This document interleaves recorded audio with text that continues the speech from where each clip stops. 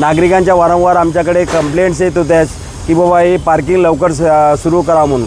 त्यासाठी वारंवार आम्ही स्टेशन मास्टरला अनऑफिशियली भेटून आलो, परंतु आम्हाला काही रिस्पॉन्स मिळालेला नाही। परंतु जेव्हा आम्हाला असं कळालं की असं अनऑफिशियली सांगून काही होणार नाही, तर आम्ही त्यांना आंदोलनाचा इशारा दिला आहे। त्यानंतर त्यांनी कुठेतरी ॲक्शन घेतली, परंतु काही निष्पन्न होत नव्हता। त्यानंतर मग आम्ही एक आंदोलन छेडलं। त्यानंतर रेल्वे प्रशासन जागे झाले आणि लवकरच त्यांनी टेंडरिंग काढून आज या क्षणी एका DS एंटरप्राइजेस या संस्थेला हे टेंडर दिलेलं आहे।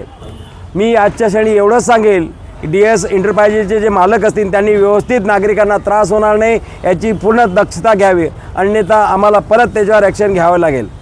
खरं तर आजच्या या घडीला सर्व डोंबिवलीकरांनी एवढंच सांगेल की तुमच्या काही समस्या असो उद्धव बाळासाहेब ठाकरे या शहर शाखेत आणून द्याव्या, किंबहुना आमच्या विभागामध्ये शाखा आहेत त्या शाखेमध्ये आमचे पदाधिकारी त्यांच्याशी बोलून या विषयावर चर्चा करावी।